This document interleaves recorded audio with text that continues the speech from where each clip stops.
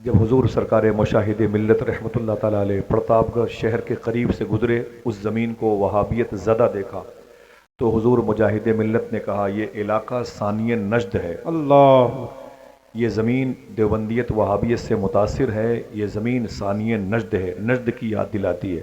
لیکن وہی سرکار مجاہد ملت، اتفاق دیکھیں کہ آج ان کے وصال کا دن ہے، اور پیارے پور میں ہم سب بیٹھ کر کے اگر یہ نیت کر لیں، اے میرے مولا اس مجلس کا ثواب میرے آقا امام التارکین سرکار مجاہد ملت کی روح کو نظر فرما دے، تو ان کے دربار کے جوار میں، ان کے دربار کے زائرین میں ہم سب شامل ہو جائیں گے۔ آمین کہہ دیں محبت کے ساتھ۔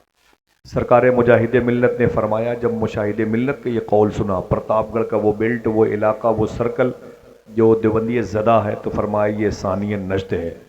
لیکن جب حضور مجاہد ملت شہر الہ آباد تشریف لائے اور ایک طرف سرکار خواجہ عبد الباسی شاہ تمغلہ شریف کے روضے کو دیکھا، ایک طرف خواجہ کمال شاہ چشتی کی چوکھٹ کو دیکھا، ایک طرف سلسلے سہرورد کے شیوخ خواجہ تقی شاہ خواجہ شعبان ملت کو دیکھا، دادا میاں دارا شاہ اجمل دارا شاہ محمدی سرکارانہ چودھواں پیرا کی چوکھٹ دیکھی، پورب کی طرف سرکار پچھم کی طرف سرکار خواجہ کڑک عبدال شاہ اسماعیل شاہ قاضی پور شریف کے سرکار خواجہ حسن شاہ بھینسوری شریف کے لاڈے نواب علی شاہ کی چوکھٹ دیکھی، اور آگے سرکار غریب نواز کے سگے خالہ زاد بھائی خواجہ شیخ برہان الدین شاہ چشتی کو دربار کو دیکھا۔ شہر الہ آباد میں بڑے بڑے مقابر میں بڑے بڑے شیوخ کی تربت نور، ان کا وجود نور دیکھا، صوفی ابرار شاہ کی صورت میں، کرامت علی شاہ کی صورت میں، اور صوفی روشن ضمیر کی صورت میں، سرکار کوئلہ کمار شاہ رحمۃ اللہ علیہ کی صورت میں، شیخ عبد القادر کی صورت میں، عبد الغفار عبدال کی صورت میں، سرکار داؤد شہید رحمۃ اللہ تعالیٰ علیہ کی صورت میں، پھر ہمت گنج میں غوث پاک کو 22 سال وضو کرانے والے شیخ منور شاہ الہ آبادی کی صورت میں۔ تو مجاہد ملت نے فرمایا، الہ آباد کے قریب میں پرتاپ گڑھ ضلع ہے، چند بدعقیدوں کی وجہ سے بقول مشاہد ملت اگر وہ ثانی نجد ہو سکتا ہے تو میرے آقا منور شاہ الہ آبادی کی وجہ سے الہ آباد ثانی بغداد کیوں نہیں؟ یہ شہر ثانی بغداد کیوں نہیں ہو سکتا ہے؟ اللہ اکبر۔ 22 سال حضور غوث پاک کو وضو کرانے والے، اللہ اکبر۔ حضور غوث پاک کے بڑے خادم تھے، کئی خادم تھے۔ شیخ رضا غوث پاک کی خدمت کرتے تھے، شیخ بارقی غوث پاک کی خدمت کرتے تھے، شیخ ابو سعید قیلوی غوث پاک کی خدمت کرتے تھے، شیخ بقا بن بطو غوث پاک کی خدمت کرتے تھے، شیخ علی بن ہیتی غوث پاک کی خدمت کرتے تھے، شیخ کبیر الدین دولہ شاہ گجراتی غوث پاک کی خدمت کرتے تھے۔ انہی خدمت گاروں میں، انہی خدماء میں ایک نام شیخ منور علی شاہ الہ آبادی کا، سمجھ رہے ہیں کتنا مبارک نام ہے۔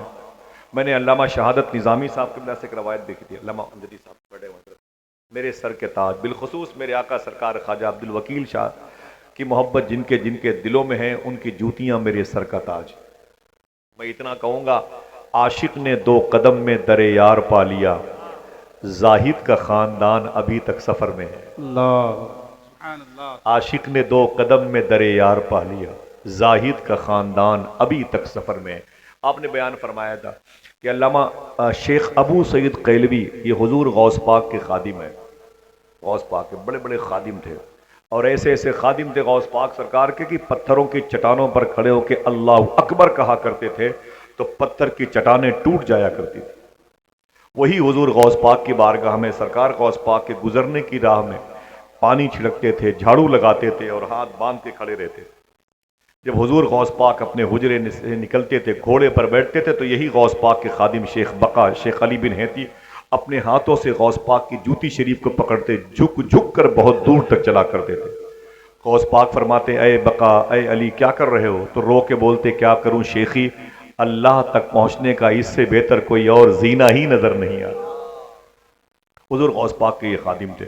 شیخ ابو سعید قیلوی نے حضور صلی اللہ علیہ وسلم کو خواب میں دیکھا تھا، اور خواب میں دیکھ کے پوچھا تھا، آقا مجھے صرف اتنا بتا دیں، کیا میری بخشش ہو سکتی ہے؟ کیا میری بخشش ہو سکتی ہے؟ تو میرے آقا نے مسکرا کے فرمایا تھا کہ اے ابو سعید قیلوی، جس کے دل میں میرے عبد القادر کی محبت ہوگی ضرور بخشا جائے گا۔ اللہ اکبر، جس کے دل میں عبد القادر کی محبت ہوگی ضرور بخشا جائے گا۔ تو یہ شہر حضور غوث پاک کی نگاہ میں ہے، اس شہر سے غوث پاک کو بھی محبت ہے، اور اس شہر میں رہنے والوں کو بھی غوث پاک سے محبت ہے۔ پہل ادھر سے ہوئی ہے اور پھر ادھر سے اس عشق کی آواز ابھری ہے۔